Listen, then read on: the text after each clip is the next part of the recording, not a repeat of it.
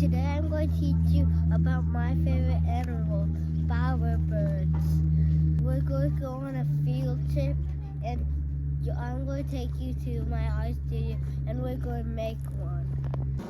And we're going to collect sticks and blue plastic because that's what bowerbirds collect. Treasure! I found some blue plastic!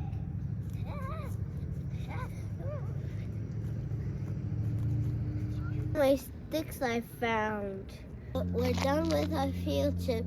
Now we're going to go home to the art studio so we can take you on like a bowerbird and a bowerbird nest. This is what we're making. Step 1, find a piece of cardboard and always ask grown-up for help.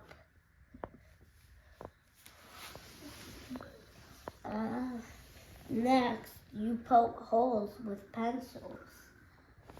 This is just the size. So you want to make like a row on each side.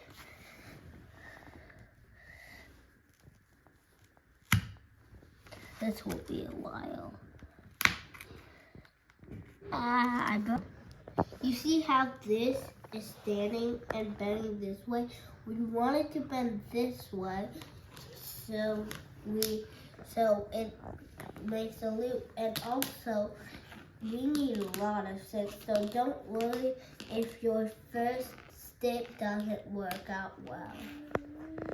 My bowerbird thing looks like, and this is my sister artist Somi. So I put the blue plastic all over.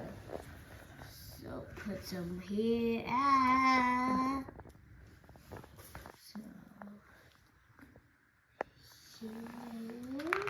So I made a bowerbird sculpture and a bowerbird painting.